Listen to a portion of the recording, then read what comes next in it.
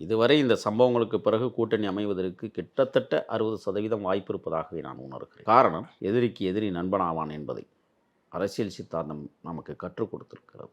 எனக்கு தெரிஞ்சு இப்போ என்ன நடக்க போகுதுன்னு நான் சொல்கிறேன். காங்கிரஸ், தாவேகா, அதிமுக கூட்டணி தமிழ்நாட்டில் அமைய இருப்பதாகவே நான் கருதுகிறேன். இது ஒரு வெற்றி கூட்டணி மாதிரில சார் இருக்குது. இமாலய வெற்றி கூட்டணி. ஏன்னா 3 கோணங்களில் நாம் பார்க்க வேண்டும். ஒன்று, மரியாதைக்குரிய ராகுல் காந்தி அவர்கள் விஜய்க்கு நெருங்கிய நண்பர். தொலைபேசியில் கூட அழைத்து பேசியிருக்காரு. இந்த விஷயத்தை பற்றி கேட்டறிந்திருக்கிறார். ஒன்று.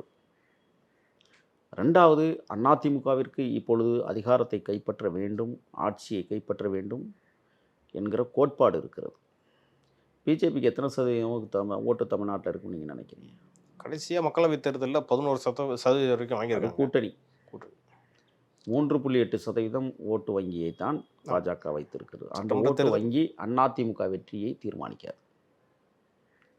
ஒன்று, அது அண்ணாமலை இருக்கிற போது. இப்போ நயினார் நாகேந்திரன் இருக்கிற போது பாஜகவுடைய நிலைமை என்ன?